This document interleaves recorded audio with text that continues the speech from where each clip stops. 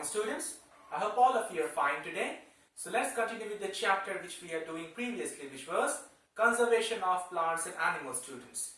Students, in our previous class, we have learnt about the conservation of plants and wildlife. Next, we have learnt about biosphere reserves, and we have also learnt about flora and fauna and endemic species. So today, we will be covering the topic of wildlife sanctuary, national parks, extinct species, what do you mean by red data book, what do you mean by threatened species, and under threatened species there are three different types. One is the endangered species, vulnerable species and rare species. Okay, so students, take out page number 109, okay, 109.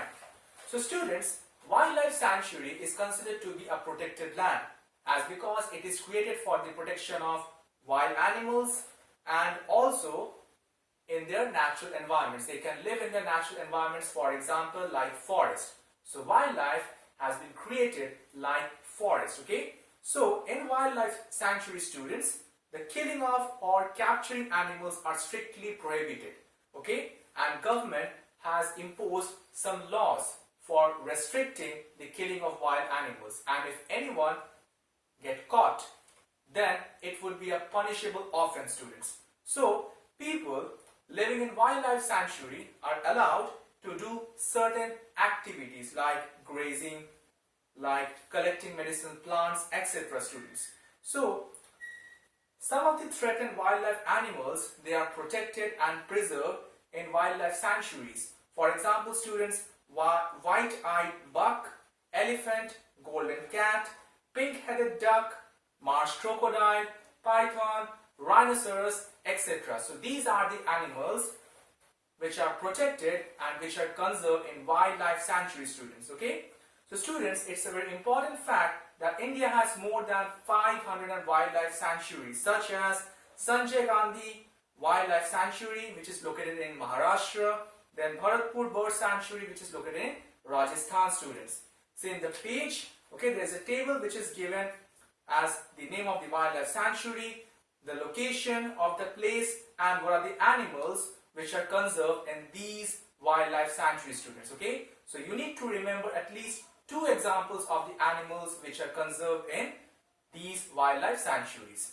Now the next topic is, students, national parks. Okay, so national parks are again protected areas and they are set up by the government.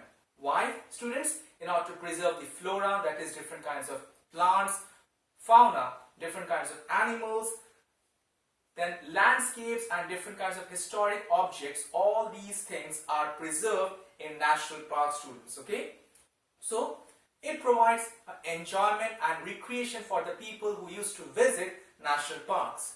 Okay, and people are allowed to see all these different creatures and all these historic objects which are conserved and which are preserved in national park, students. Okay, so remember one thing, in the national parks all the animals are left undisturbed, okay, in the natural environment. For example, students, in the Jim Corbett Park, this national park is established to conserve tigers. Then Kaziranga National Park, this national park has been set up to preserve one-horned rhinoceros, students. Okay, similarly, Gir National Park to protect the Asiatic lions, and Kanha National Parks for tiger, students. Okay, so all these national parks has been set up to conserve a specific type of animal, students.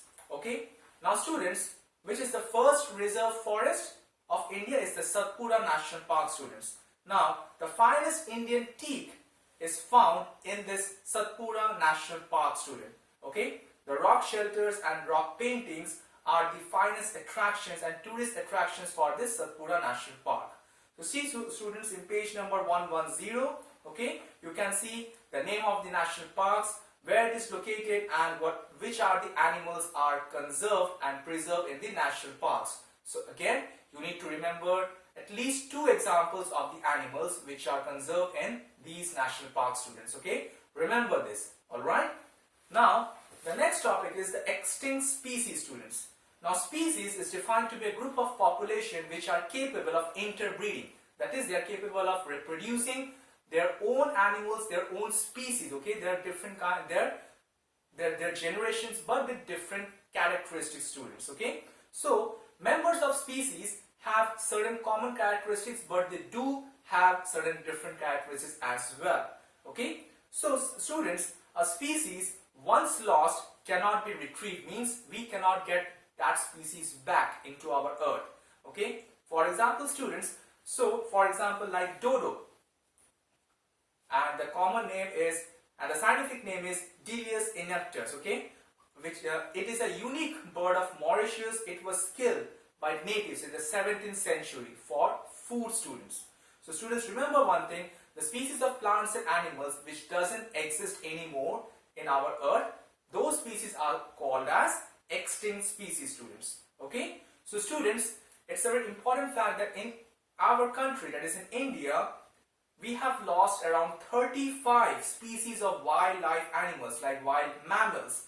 We have lost 95 of wild birds, and we have lost several other different kinds of wild animals. So see students, there are a lot of wild animals which are already extinct. So it's our responsibility to save the animals which are left in our earth. Okay, so students, for instance like two-horned rhinoceros of Sundarbans, Indian cheetah, golden langur, Himalayan quail, golden eagle, these all animals have been disappeared completely in our earth. Okay, so the extinct plants in our country, which include Brahmakal and Sarpagandha, all these plants are extinct, have been extinct now. Okay, so students, our next important topic is the Red Data Book, students.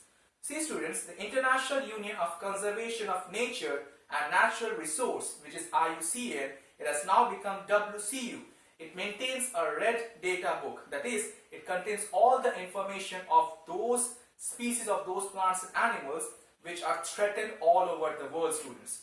So students, the number of animals recorded in this book is about 3,000, while the number of plants is recorded higher or above 20,000, students. So this book contains a list of 497 mammals, students. Okay, please mark on it in page number 111. Okay, mark the information. So this book contains a list of 497 mammals, then 1037 birds, 343 fishes, 50 amphibians, 170 reptiles, and 1,355 invertebrates are recorded in the Red Data Book, students. Okay, so you will be interested, or you will be wondered that India has a maximum number of threatened species. Okay, so which are recorded in the Red Data Book. So the number of threatened plants is 474, while that of threatened animals is about nearly 100. So India also maintains a Red Data Book for plants and animals. Okay, now the next topic is, students, threatened species.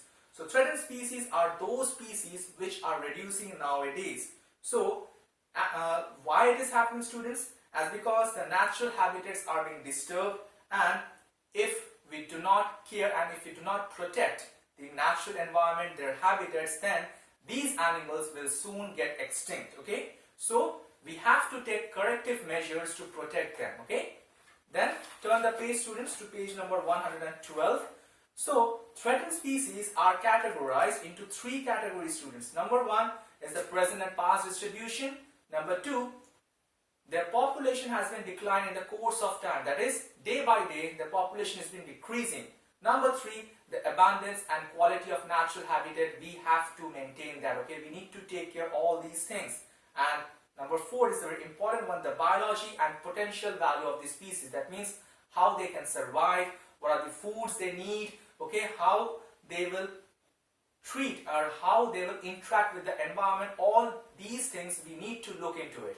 Okay, now students, these categories are being described in three parts. Number one is the endangered species, students. Okay, so these species are fewer in individuals because of unfavorable conditions, students. For example, Indian rhinoceros, Asiatic wild ass, crocodile, blue whale, all these animal, students, are endangered species. Why, students? Because the unfavorable conditions is increasing day by day, students. So that is why these animals are in the endangered species column, students. Alright. Next is the vulnerable species. Now these species are likely to move into the endangered species, students. So the animals or the species which belongs to this category, it's soon likely to move into endangered species, students. Why, students? Because we are responsible for it. The population of these species are seriously depleting, okay, as because the environment is getting degraded day by day, okay, due to our harmful activities. So for example, students, chinkara, deer, black buck, golden langur, all these animals belong to vulnerable species will soon get moved to endangered species if we do not take care of them. Alright, students, and the last topic for today is the rare species.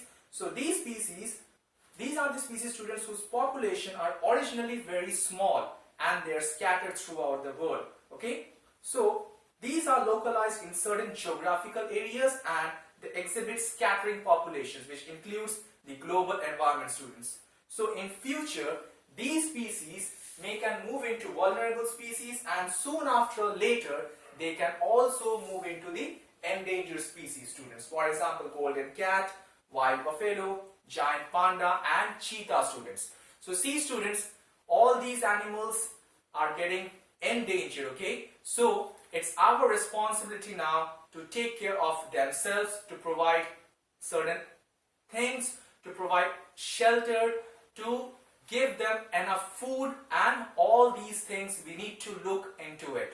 Okay? So students, that's all for today. We will continue with our chapter in our next class. So thank you for today, students.